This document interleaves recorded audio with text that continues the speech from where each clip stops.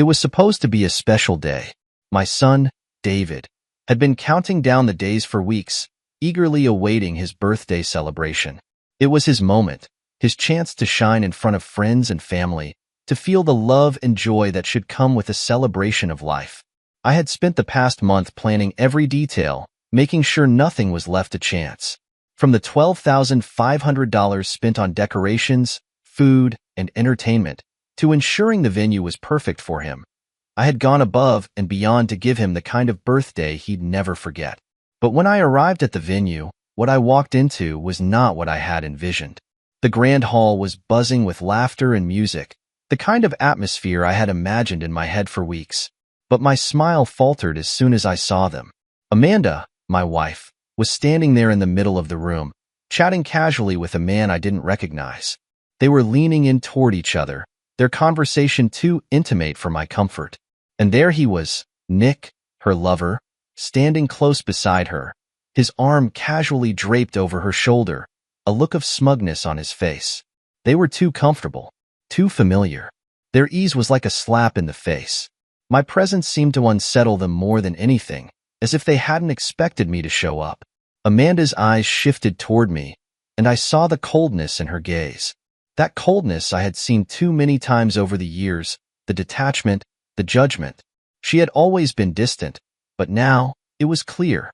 There was no room for me in her life anymore. Without hesitation, she stepped forward, her voice smooth and emotionless as she spoke. "You shouldn't be here," she said, the words sharp as a knife. "I don't need you anymore. You've been useless to me for too long." The words hit me like a ton of bricks. I stood frozen, unable to respond, as she continued her cold dismissal. Nick, ever the smug, overbearing man, looked at me with an almost cruel amusement. He smirked, clearly enjoying the discomfort he had caused. His eyes gleamed with a self-satisfaction that made my stomach churn. "You know," Nick said, his voice laced with arrogance, "you've got two options. Either you leave now, or you face me like a man." His challenge was public. It was meant to humiliate me in front of everyone. The guests, the people I had invited to celebrate my son, were all witnessing this breakdown of my dignity. It was as if they were waiting for me to break, to show weakness. I couldn't speak. I didn't know how to respond. But what I did know was this: I had been pushed too far. My pride, shattered by Amanda's harsh words, felt like a heavy burden I could no longer carry. The humiliation was unbearable, but my anger, raw, unfiltered, began to rise. I took a step back, fighting to maintain control. My heart pounded, but I knew one thing for sure. I wasn't going to stand there and let them destroy me any longer. The man I was, the man they had taken for granted, was gone. I wouldn't be the same again. The laughter, the music, the people, it all seemed to blur around me. The warmth that should have been a part of David's special day was gone. All I could hear was my own heartbeat, thudding in my ears, as I turned and walked away from the scene.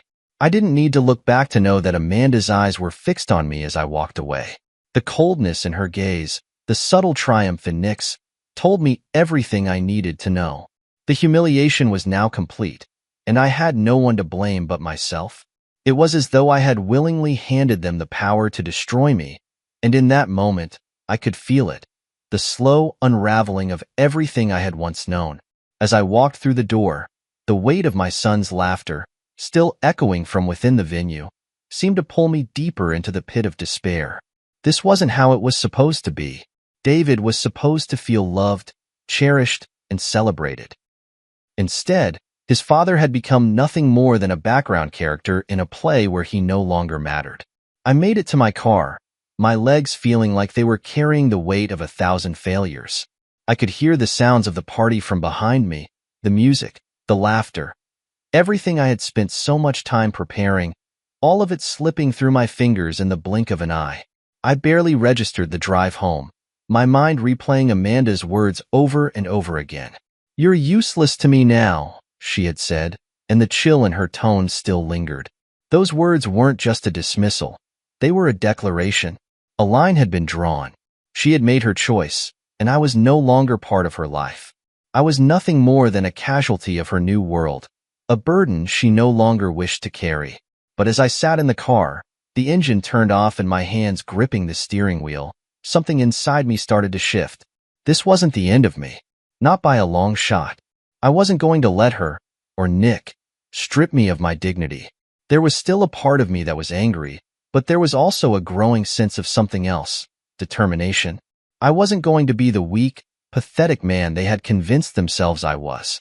I wasn't going to stand by and watch as my life unraveled around me. I wasn't going to let them destroy me.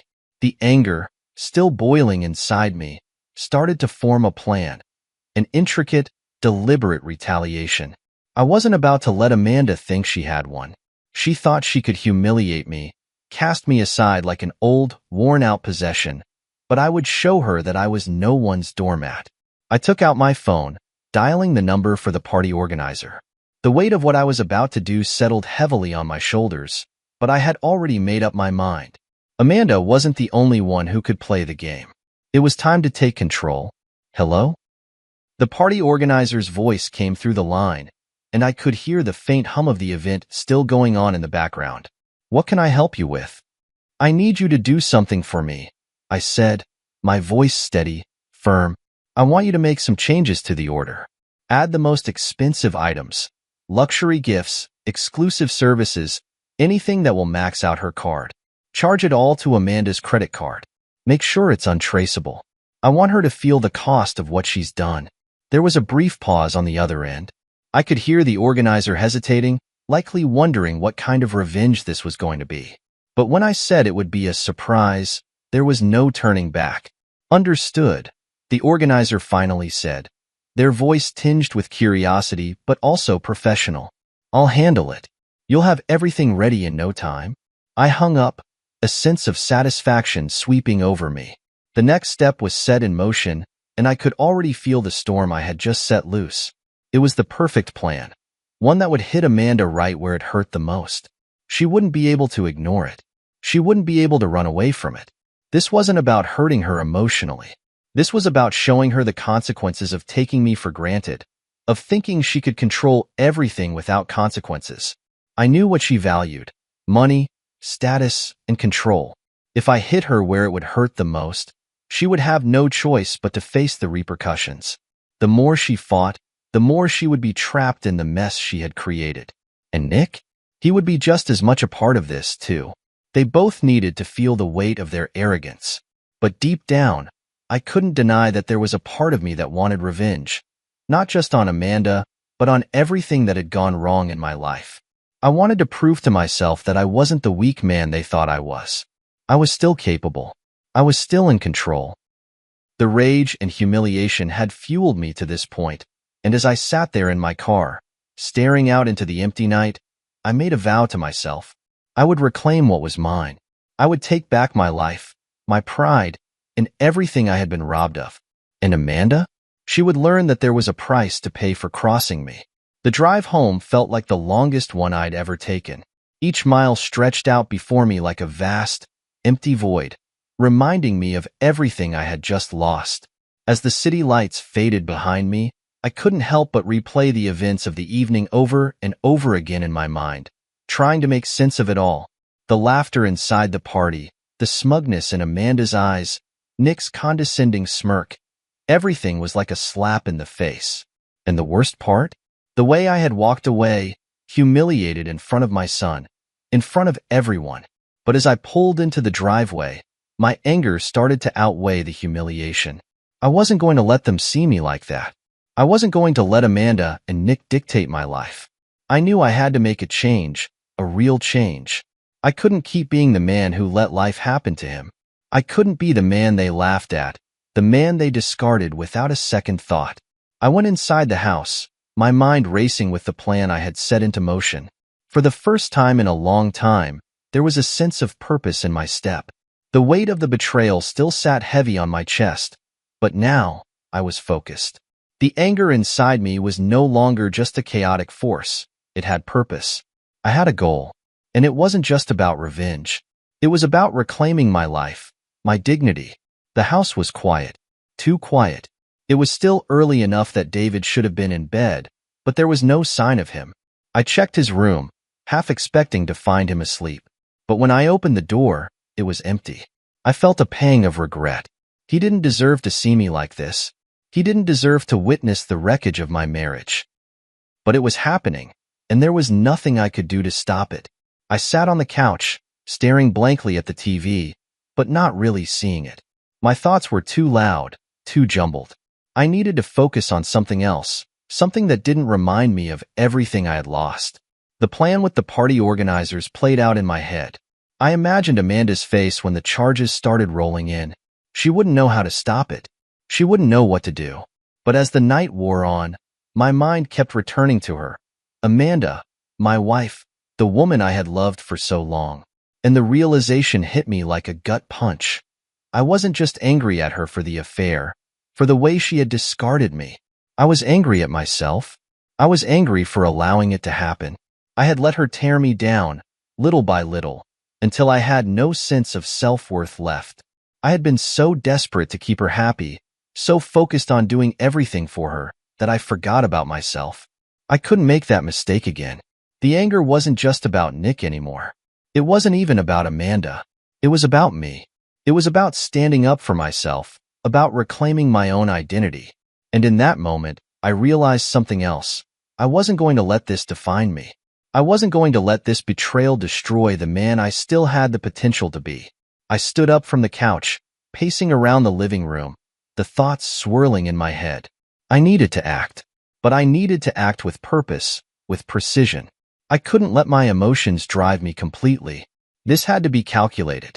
The pieces of my plan were already in motion, but I needed to be prepared for the fallout.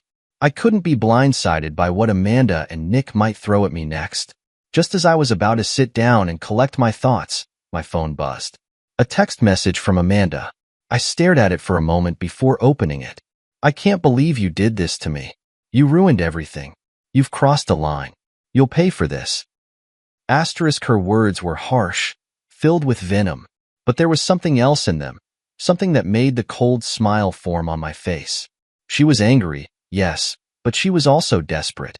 She was scrambling, trying to hold on to the control she thought she had over me. But she had no idea what was coming. I took a deep breath and typed my response, keeping my voice calm, controlled. I'm not the one who crossed the line, Amanda. You did this to yourself. You thought you could push me around, throw me out like I didn't matter. But now you're going to see the consequences. I won't just sit back and let you destroy me anymore. I hit send. The satisfaction of standing up for myself, making the anger simmer just below the surface. I wasn't backing down. Not this time. The message lingered in my mind, the weight of it starting to feel real. I had made my move. Now, there was no turning back. Amanda and Nick would have to face the consequences of their actions, and I would make sure they did. The house was still quiet, but the silence felt different now. It felt like a space of opportunity, of possibility. I wasn't the same man who had walked out of that party hours ago. I had a purpose now. I had a plan. And I wasn't going to let anyone stand in my way. I barely had time to breathe before my phone rang again. The harsh tone of the ring felt like a personal reminder that I was far from done with Amanda's drama. It was her number lighting up the screen, and for a moment, I considered not picking up. I didn't need to hear her screaming at me again. Didn't need the emotional tidal wave she always seemed to bring. But I couldn't resist. I wasn't done. Not yet. Hello? I answered, trying to keep my voice neutral, though inside, I could already feel the anger rising. I can't believe you, you're insane. Amanda's voice was a mixture of fury and disbelief, rising with each word. You think you can just mess with me like this and get away with it? You took my credit card off the bill, you ruined my party, and now look what you've done. I'm going to be stuck with this bill forever, and you think you can just walk away like you won?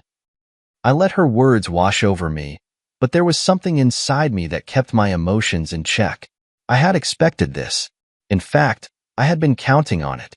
It was clear she wasn't going to take responsibility for any of the destruction she had caused. She had built this life on manipulation, on twisting things so that she never had to face the consequences. But now, for once, it was her turn. That's your problem, Amanda, not mine, I said coolly. You should have thought about the consequences before you made the decisions you did. You were so quick to dismiss me, so quick to replace me, and now you're scrambling to fix everything. But guess what? I'm not here to help you fix it. There was a long pause on the other end of the line, and I could almost hear the wheels turning in her head as she processed what I had just said. I could tell she was trying to regain control, trying to put me back in my place, but she couldn't. Not anymore. You think I don't know what you're doing? She finally spat, her voice low and dangerous now. You're trying to hurt me, trying to make me pay for what I've done to you. But you're wrong. You've crossed a line, and I'm not going to let you get away with it. I'll make sure you regret this. Her words felt like the last desperate flailing of someone who realized they were losing control. She had never expected me to fight back. She had always been the one pulling the strings, the one who called the shots. But I had taken those strings, and now I was holding them in my hands. I didn't take anything from you, Amanda, I replied, my voice calm and steady, each word cutting through the tension between us. You did this to yourself. You wanted to kick me to the curb, humiliate me, make me feel small. Well, now you're feeling the consequences of your own actions. The bill, the embarrassment, this is all on you. There was another long pause, the silence stretching on like an eternity. I could tell she was furious, her breathing ragged as she tried to think of a response. But there was nothing she could say. She had already lost. You're not the man I married anymore, she said, her voice trembling, but not with fear. It was with rage. I don't know who you are anymore, but you're not the man I knew. I couldn't help but smile at that. You're right. I'm not the same man. I've grown. I'm not the weak man you thought I was. And as for who I am now, well, that's for me to decide. Not you. She didn't respond right away.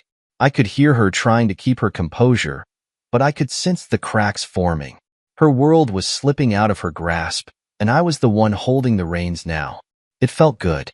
It felt empowering. For the first time in years, I was in control of my own fate, not her, not Nick. I want you to understand something, Amanda, I continued, my voice firm. This isn't just about hurting you. It's not even about revenge.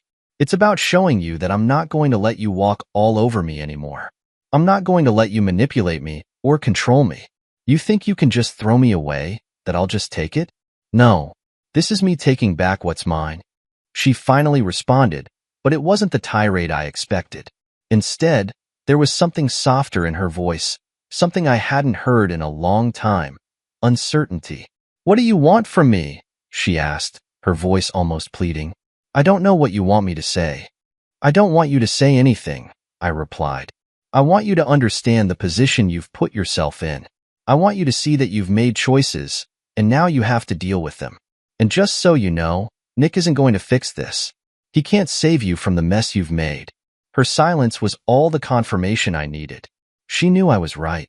Nick, her so-called savior, was just another pawn in her game, and now even he couldn't help her. The call ended shortly after that. I didn't wait for her to speak again. There was no need. The message had been delivered. Amanda, the woman I had once loved, the woman who had torn apart our family, was finally starting to understand the consequences of her actions. But that didn't mean I was done.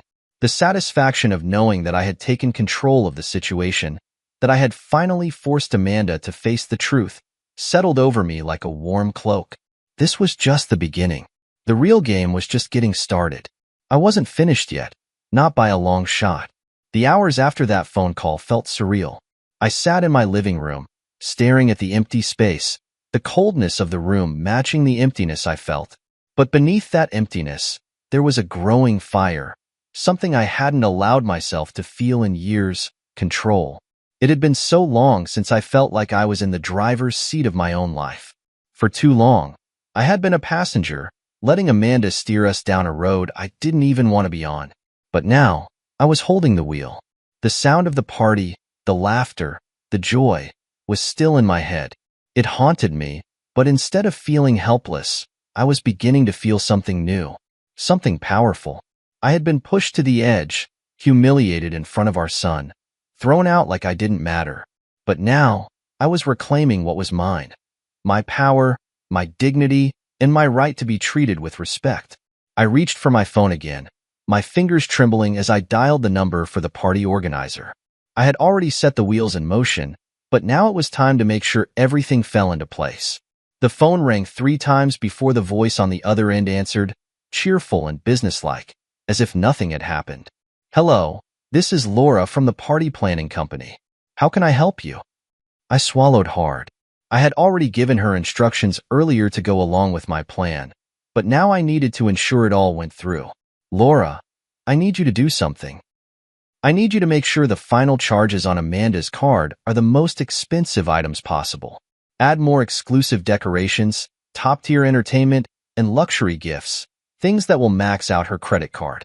Make sure the charges are untraceable, and make sure there's no way for her to stop them. There was a pause on the other end of the line. I knew what she was thinking, wondering if she was about to get caught up in something she shouldn't be. But she was just doing what she had been hired for, and I wasn't about to back down now. Understood, Laura said. Her tone was professional, but there was an edge of hesitation. I'll make sure it all goes through smoothly. I smiled, satisfaction building within me. This wasn't just about teaching Amanda a lesson. This was about sending a message. This was about showing her that I wasn't the weak, submissive man she had thought I was. This was about making sure she felt the consequences of her arrogance. I ended the call, and for a moment, I simply sat there, reflecting on what I had just set into motion. I was no longer playing by Amanda's rules. I was playing by my own. The weight of the phone call faded, replaced by an overwhelming sense of resolve. I knew that Amanda would be furious, that she would try to find a way to cancel the charges or shift the blame. But it wouldn't matter. What mattered now was that I had taken control of the situation, and there was no turning back. Later that night, Amanda called again. Her voice, once filled with rage, now had a slightly more desperate tone. What have you done? She demanded. Her words clipped with frustration. You ruined everything. You think you can just take my card and charge up a storm without any consequences? I leaned back in my chair, taking a deep breath before responding. I didn't ruin anything. You did this to yourself, Amanda. You thought you could toss me aside, embarrass me in front of everyone, and think there wouldn't be consequences. Well, now you're feeling the weight of your actions. Her response came quickly, a combination of anger and disbelief. You think you can get away with this? You're going to regret this. You have no idea what you've done. I let out a short, humorless laugh. Oh, I know exactly what I've done. I've given you a taste of your own medicine. I've shown you what happens when you think you can control everything without consequences. You wanted to humiliate me in front of everyone? Well, now it's your turn. There was a long pause on the other end of the line. I could almost hear her processing what I had said, trying to figure out what to do next. But she couldn't. There was no easy way out for her now. You're a monster, she finally spat, the venom in her voice sharper than ever. I don't know who you are anymore. I smiled, but the satisfaction was fleeting. I'm the man you never thought would fight back, I said coldly. You may not like it, but you'll respect me from now on. I'm done being the man you walked all over. Amanda didn't respond, but I could feel the weight of her silence. I had said what I needed to say, and now it was her turn to face the consequences. The next few days felt like a slow burn, each moment spent watching Amanda and Nick scramble to undo what I had done. Amanda was frantically calling the bank, trying to reverse the charges, but she was running out of time. The luxury gifts, the exclusive services, the extravagant decorations, they were already on their way. There was no stopping it. I watched from a distance, my satisfaction building as I saw her panic. She had thought she could control me, humiliate me, push me into the background of her life. But now, she was the one who was being pushed to the edge. She was the one who would have to deal with the fallout. Nick, of course, was trying to fix things as well. He was trying to reassure Amanda that everything would be fine, that they could just cancel the orders, that it was no big deal. But I knew better. Amanda didn't have control anymore. Not over me. Not over her own life. The next few days were tense. I kept my distance, watching Amanda's frantic attempts to fix the mess, and all the while, I felt the power slipping away from her, inch by inch. She could scream all she wanted, but it didn't change the fact that she had crossed a line. And now, there was nothing she could do to fix it. The weight of the situation settled into the days that followed like a storm cloud that refused to dissipate. I could feel the tension mounting as I watched Amanda scramble to fix the mess I'd created. Her efforts were desperate, yet futile. She called the bank multiple times, demanding they reverse the charges, but I had already taken the steps to make sure they were untraceable, irreversible. This wasn't just about hurting her financially. It was about teaching her a lesson she wouldn't soon forget. She couldn't just walk away from her actions this time. I stayed quiet, watching from the sidelines as she tried every avenue to undo what I had done. She threw every tantrum, every plea, but deep down, I knew something had changed. She was no longer in control. The shift, however small, was palpable. For the first time in our relationship, I was the one holding the power. Amanda's phone calls became more frequent, each one a mixture of frantic and venomous. "You have no idea what you've done," she would scream into the phone. "This is going to ruin everything. I'm going to be in debt for months because of you, and I'm going to make sure you regret this." I listened, but I didn't care. Her anger, her attempts to guilt me, didn't have the same effect on me anymore. In fact, it almost amused me. I had seen her at her worst, manipulating me, pushing me to the edge. But now the tables had turned, and I was savoring the small victory that came with knowing she had no more control over me. It was clear that she wasn't just upset about the money. No, it ran deeper than that. The real cost wasn't the credit card bill. It was the fact that I had finally stood up to her. I had made a choice that was about me, for once. And Amanda wasn't used to that. She wasn't used to someone standing up to her, holding the mirror up to her manipulative behavior. I could hear the resentment building in her voice every time she called. But that was all she had left, resentment. She couldn't change what had already been done. While Amanda scrambled to regain control over her finances, I turned my attention to something more pressing. My son, David, had been caught in the middle of everything, and I knew he was feeling the strain. He had seen his mother throw me out of the party, and I had to be honest with myself. I had failed him in that moment. He had witnessed the breakdown of our family, and I couldn't just sit back and ignore the damage it had caused. I called him the next day, hoping to at least try and make things right. I could tell he was hesitant to speak with me at first, but I could hear the faint hope in his voice when he answered. "Hey, Dad," he said, his words quiet but not unkind. "How are you?" "I'm okay, buddy," I said, trying to keep my tone light. "Listen, I know things have been complicated lately, and I just wanted to check in with you. How are you feeling about everything?" There was a long pause on the other end of the line before David spoke again. "It's weird, Dad. I don't know what's going on with you and Mom. I don't understand all of it, but it feels like everything's falling apart." My chest tightened at his words. How had we let it come to this? My son was right. Everything was falling apart, and it was my fault.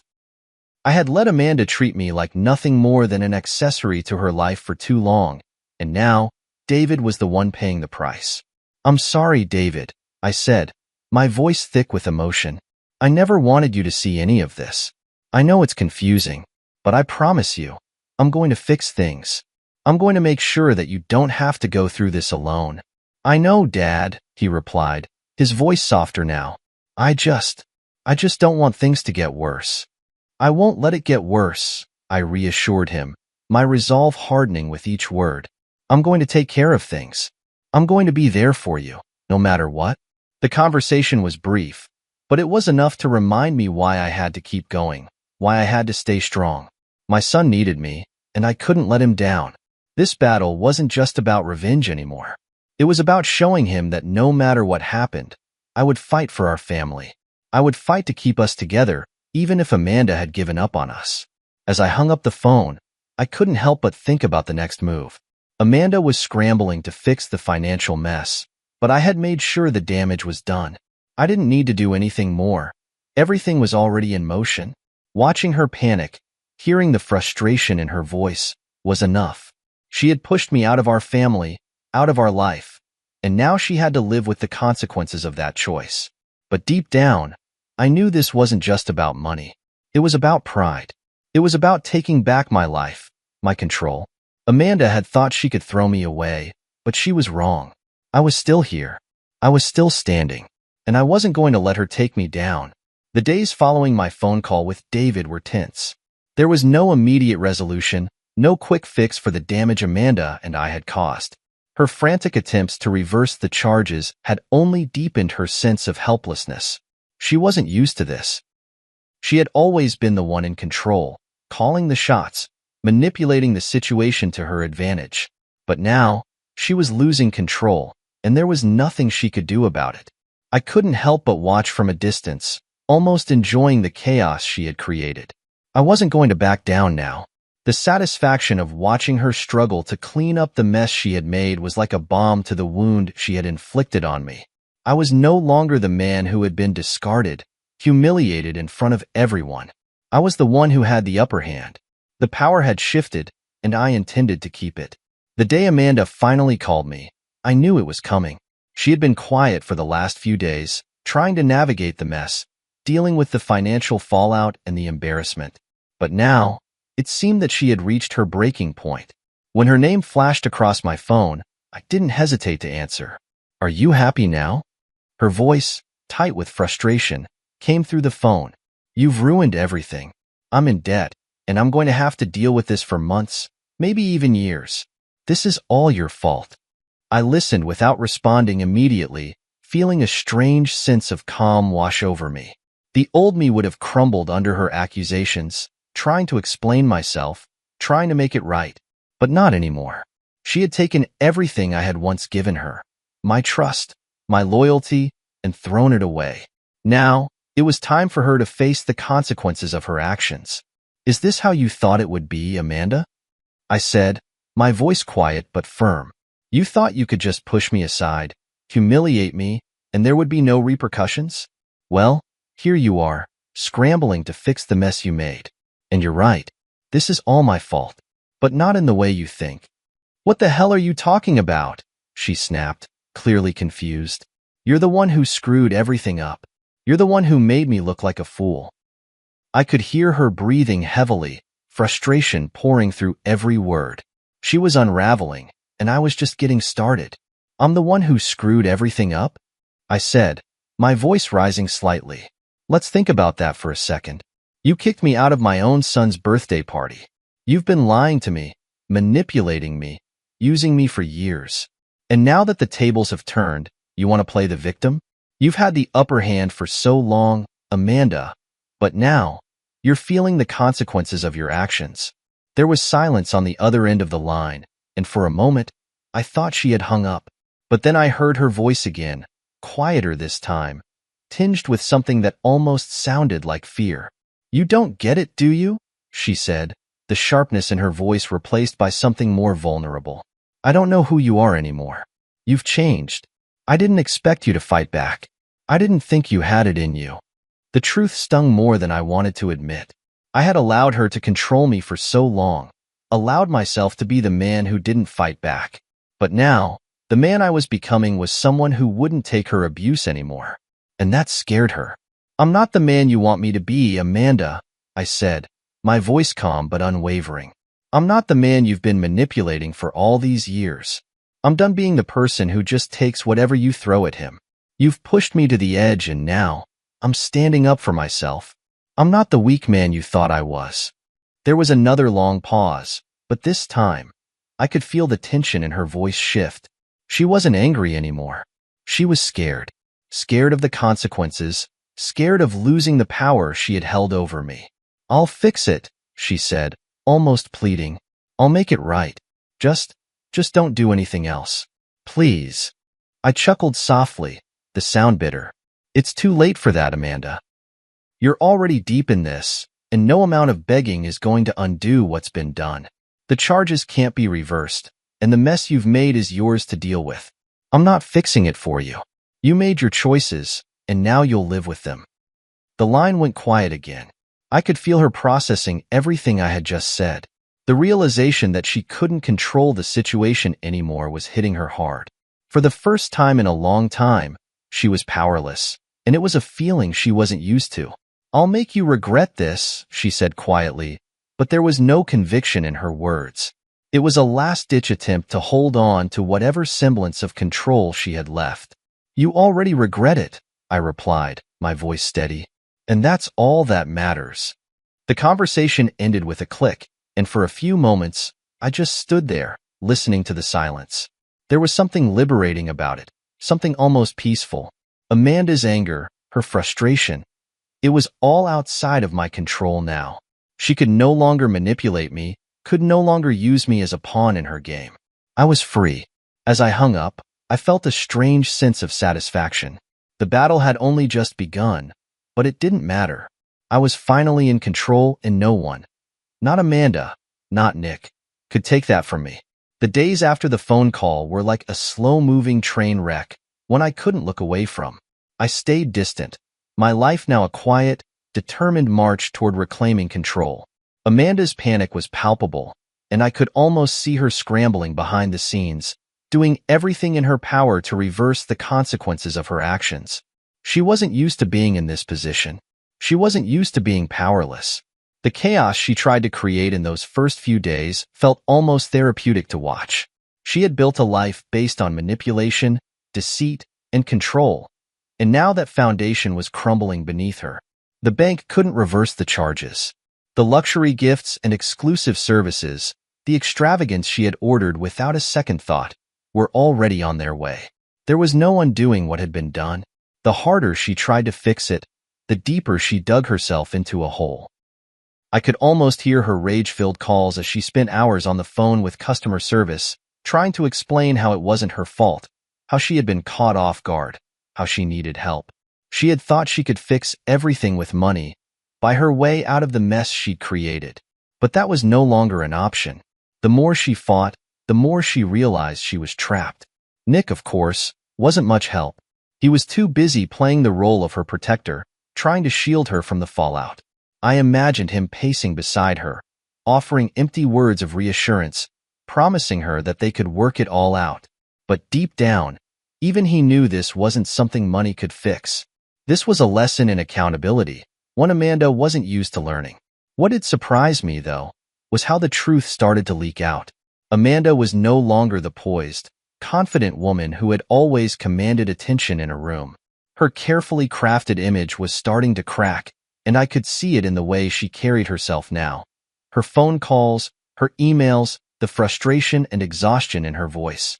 The truth was coming for her, and I was watching it unfold. Every time I picked up the phone, there was a growing sense of satisfaction.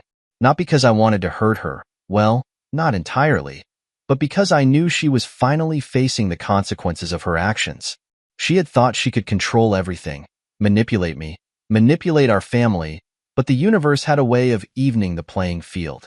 I could feel the shift inside of me, too. The satisfaction of seeing her struggle gave way to something deeper, freedom. I wasn't shackled by her anymore. I didn't have to walk on eggshells, afraid of her mood swings or her criticisms. I didn't have to play the part of the submissive husband who bent to her will. For the first time in years, I was free to be myself. I was free to make my own decisions without the weight of her judgment hanging over me. But that didn't mean I was done. No, there was still more to do. I had planted the seed of consequence, but there was still the matter of the aftermath. What would Amanda do next? How far would she go to try and fix what she had broken? More importantly, how would she respond when she realized that the walls I had put up were stronger than she had ever anticipated? Each day that passed, I kept a close eye on the situation, watching the way things unfolded, carefully planning my next move. I wasn't about to let her win. Not now. Not when I had come this far. The damage I had inflicted was only just beginning to take root, and I wanted to see it through to the end. The more she fought, the more desperate she became. I could sense it in the way she tried to call in favors, the way she attempted to smooth over the situation with the people who had been involved in the party planning. But nothing could stop the chain reaction I had set off. Amanda had spent so many years using her charm and manipulation to control everything around her, but now she was facing a world where her influence had no power. The best part of it all was that I didn't have to lift a finger anymore. I had already orchestrated everything. The luxury gifts, the untraceable charges, all of it had been carefully planned. Amanda's need for control had been her downfall, and it felt almost too easy to watch her scramble to fix it. One afternoon, as I sat at my desk, reflecting on the last few days, I received another message from her. This time, it wasn't the frantic screaming or the desperate pleas for help. This one was different, calmer, more calculated. But it was clear that Amanda was still trying to manipulate the situation, trying to find a way to regain control. "We need to talk." The message began. "I don't know what you think you're doing, but this isn't over. You haven't won." I could hear the unspoken threat in her words. She was trying to get me to bite, to engage in some power struggle. But I wasn't playing her game anymore. She could send all the messages she wanted, try to guilt me, try to turn the tables. It didn't matter. I read the message once more, allowing the calm satisfaction to wash over me. I didn't need to respond. I didn't need to engage. The control I had taken was already mine, and no amount of manipulation would change that. Amanda had already lost, and the more she tried to fix things, the more she revealed her own weakness. I put my phone down, looking around the room as if I were seeing it for the first time. Everything was coming together. The game was over. I had finally taken control, and it was Amanda who was left with nothing. The days that followed were filled with an eerie stillness. Amanda's calls had slowed, and each one felt more strained, more hollow. She had tried everything. She had sent messages, made threats, even made attempts to guilt me into feeling sorry for her. But no matter how many times she tried, the result was always the same. The power had shifted. I was no longer the man she could push around. Her desperation became increasingly evident. Her calls weren't just about fixing things anymore. They were about regaining control. And for the first time, I saw the cracks in her armor. Amanda, the woman who had controlled everything for so long, was now vulnerable. She was unraveling, and I was watching it unfold with a sense of satisfaction that I hadn't expected to feel. One afternoon, after I had just returned from a meeting, my phone buzzed with another message from her. The text was direct, yet there was an underlying tone of frustration that was hard to ignore. "You've done enough. This is getting out of hand. I don't know how you can live with yourself after what you've done." I didn't immediately respond. I didn't have to. I had already made it clear that I wasn't interested in engaging with her in the way I used to. I didn't owe her any explanations. But still, I couldn't help but smile at the irony of it all. She was the one who had betrayed me, thrown me out in front of our son, and humiliated me. Yet now, she was trying to paint herself as the victim. The nerve. I replied simply, "I didn't ruin anything, Amanda. You did this to yourself. This is your mess to fix, not mine." The response came almost instantly, her frustration growing. "You're ruining our family. You're tearing us apart." The guilt she tried to instill in me barely made a dent. I had spent so long feeling small, invisible in our relationship. I had spent years being the man who had to bend to her whims, who had to apologize even when I hadn't done anything wrong. But now, I was the one who held the cards. "You're tearing our family apart," I said quietly, but with a hint of cold satisfaction. "That was you, Amanda. You chose this. You made the decision to humiliate me. You made the decision to bring Nick into our lives and push me aside.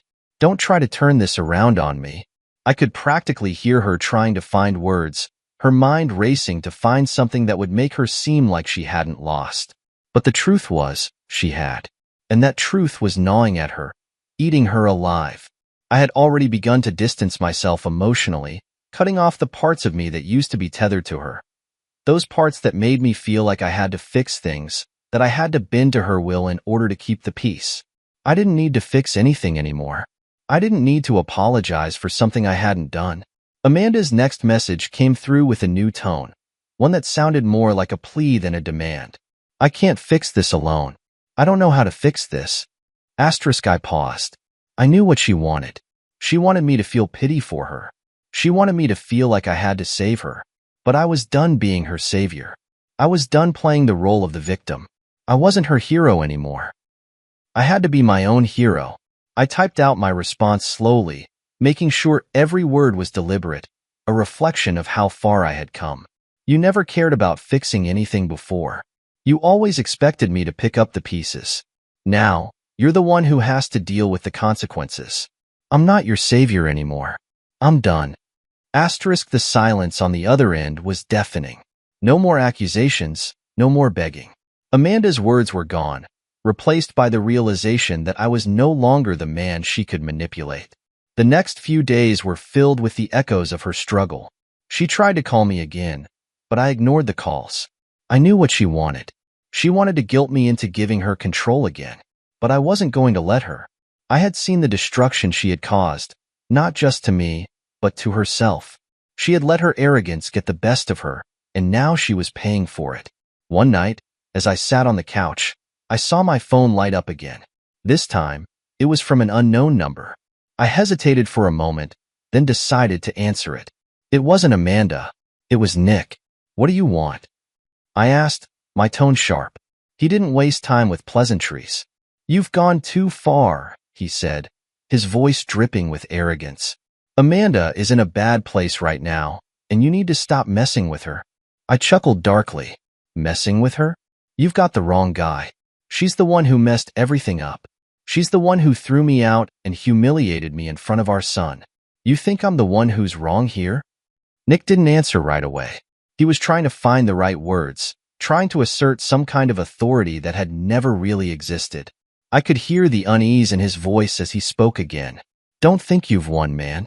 You don't get to walk away from this without consequences. We'll make you regret this."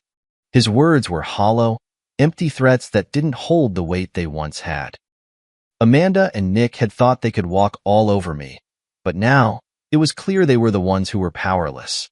I wasn't the one who had to live in fear anymore. It was their turn. "Do your worst," I said, my voice cold and final. "You've already shown me who you are. Now, I'm showing you who I am." The call ended, and as I sat there, I realized something. This was my turning point. Amanda had pushed me, humiliated me, and betrayed me, but I wasn't going to let her or Nick tear me apart any longer. I was done being the weak, broken man they thought I was. Now, I was in control, and I was finally free. Days turned into weeks, and the aftermath of my actions, of the battle I had fought and won, began to settle in. Amanda's calls became even more infrequent, but the damage was already done. I could feel the shift in everything around me. The world seemed quieter now, more manageable. The chaos that had once defined my life, the endless manipulation, the constant tiptoeing around Amanda's whims, it was over.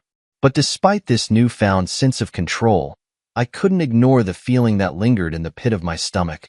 The satisfaction of knowing I had finally stood up for myself, of knowing that Amanda and Nick could no longer push me around, was overshadowed by something deeper, something I wasn't ready to face just yet.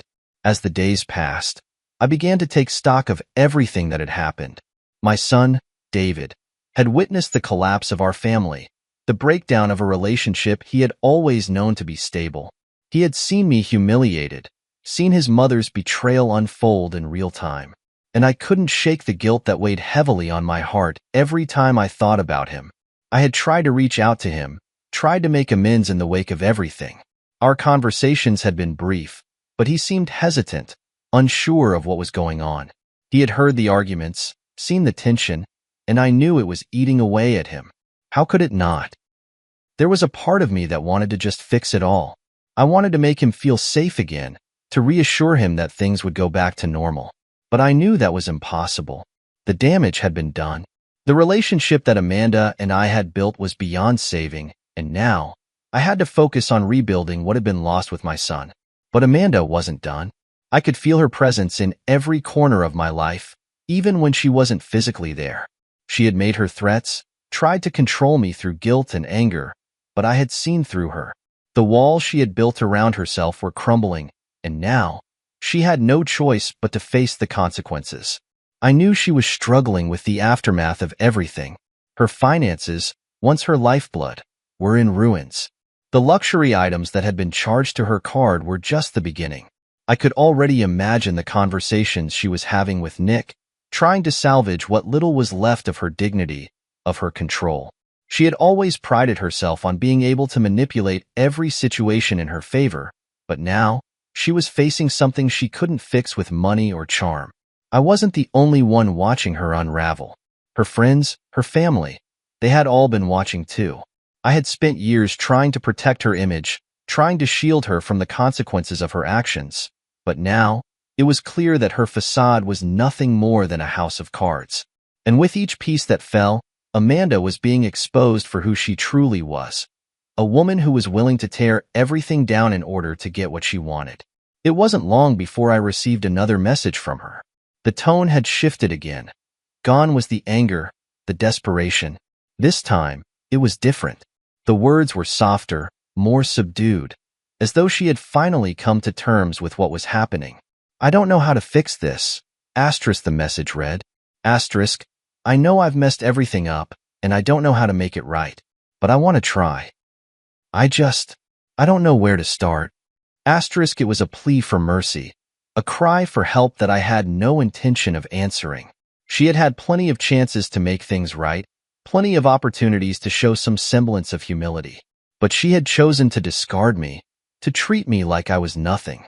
And now, she wanted me to clean up the mess she had made. I didn't respond immediately. The satisfaction of knowing she was finally facing the consequences of her actions kept me from reacting impulsively. It wasn't about her anymore. It was about me, about standing my ground. After a few days, I finally replied, my response short and direct. You had your chance, Amanda. You made your choices. Now you have to deal with the consequences. I'm not here to fix it for you. Asterisk, the silence that followed was deafening. I knew she was reading my words, probably running through every possible scenario in her mind, trying to find a way to make things right. But there was no fixing this. The damage was done, and I wasn't going to be her safety net anymore. The following weeks were quieter. Amanda's presence in my life became more distant, and the weight of her manipulation and control lifted from my shoulders. For the first time in years, I felt like I could breathe. I wasn't constantly walking on eggshells, afraid of what she would do next. I wasn't playing her game anymore. I focused on rebuilding my relationship with David. We spent more time together, and though there were still moments of uncertainty, I could see the trust beginning to return. He had witnessed so much, but I could tell that he was starting to understand. He was starting to see that I wasn't the same man I had been before. Weak, passive, easily manipulated. I was becoming someone stronger, someone who could protect him from the chaos that Amanda had brought into our lives. The satisfaction of knowing that I had reclaimed my life, that I had taken control of my destiny, started to sink in. I wasn't defined by Amanda's choices anymore. I wasn't defined by the mess she had created. I was defining myself now, and for the first time in a long time, that felt like freedom. The weight of everything that had happened, the destruction of my marriage, the chaos that Amanda had unleashed, began to fade in the rearview mirror. As time passed, the pieces of my life, once scattered and fragile, slowly started coming back together. I had survived the worst of it, and now I was focused on the future. The old me, broken, desperate to please, afraid of standing up for myself, was gone. What I had left now was a new sense of purpose, a fire that burned brighter than ever before. I couldn't help but feel a small sense of pride as I reflected on how far I had come. The journey wasn't over yet, but I had made the decision to take control of my life, to no longer be a passive participant in my own story. I had stepped into a new role, one that was stronger, more determined, and unapologetically myself. David and I were finding our footing again. There were still moments of awkwardness, moments when the weight of the past would settle between us, but we were learning to talk about it, to process the feelings that had built up over the past months. He was still a teenager, still trying to make sense of everything that had happened, but I could see the change in him. He was becoming more open, more trusting, and I couldn't help but feel a sense of hope growing within me. This wasn't just about me anymore. This was about rebuilding our family, about showing David that we could survive anything, as long as we stuck together. One afternoon, after we had spent the day watching a movie together, David turned to me, his expression serious. "Dad," he began, his voice hesitant but clear. "I know things haven't been easy. I know things have been kind of messed up, but I want you to know that I'm proud of you. I'm glad you're not letting Mom treat you like that anymore." The words hit me like a punch to the gut. For so long, I had been the one trying to keep things together, trying to make everyone happy, trying to fix everything. But in that moment, I realized that David had been watching all along. He had seen the transformation. He had seen me stand up for myself, and he respected me for it. The pride I felt in that moment was unlike anything I had ever experienced. "Thanks, buddy," I said, my voice thick with emotion. "I know I haven't been perfect, but I'm going to keep doing my best for you, for us." We sat in silence for a while, the weight of everything we had been through hanging in the air between us. But it wasn't an uncomfortable silence. It was the kind of silence that comes after a long conversation, after the healing has begun. I knew I still had a long way to go. I wasn't completely free of the scars Amanda had left, and I knew that rebuilding my life after everything that had happened wouldn't be easy. But for the first time in a long time, I felt optimistic about the future. I was no longer tied to the past, no longer shackled by the mistakes and betrayals that had defined my relationship with Amanda. I was free. Amanda had tried to manipulate me for years, to make me feel small, to make me feel like I didn't matter. But now, I saw her for what she was, someone who had never truly cared for me, someone who had used me to get what she wanted. She had made her choice, and I had made mine. I had taken control of my life, and there was no turning back. As the days went by, I focused on my career, on the things that made me happy. I had always put Amanda and David first, neglecting my own needs and desires in the process. But now, I was making time for myself, rediscovering the parts of me that had been buried under years of manipulation and fear. I started going to the gym more regularly, pushing myself to get back into shape, not just physically but mentally. I began to reconnect with friends, people I had lost touch with during the years I had spent focused solely on Amanda and the family. It felt good to be around people who respected me, who saw me as more than just a husband or a father. They saw me as a man in my own right, someone who was worthy of respect. And then there was the financial freedom. For years, Amanda had been the one who controlled the purse strings, who made the decisions about money. But now, I was in charge. I had taken the steps to secure my own financial future, and I felt a sense of empowerment I hadn't felt in years. No longer was I tied to her spending habits, her need to control everything. The freedom to make my own financial decisions was like a weight lifted off my shoulders. But the most important thing, the thing that kept me going, was the sense of clarity I had gained. I no longer had to live in the shadows of Amanda's expectations. I no longer had to bend to her will or be afraid of her wrath. I was in control of my own destiny, and for the first time, I felt like I was finally living for myself. As I sat in the quiet of my house one evening, reflecting on everything that had happened, I realized something. I had survived the storm. I had faced the betrayal, the humiliation, and the emotional chaos, and I had come out on the other side stronger. And the best part? I was still standing. David was growing stronger too, and together, we would rebuild. Our family wasn't perfect, but it was ours. We had come through the worst, and now it was time for a new beginning. A beginning where I was in control, where I knew my worth, and where I would never again let anyone define who I was. This was just the start of my new life, and I was ready to embrace it fully.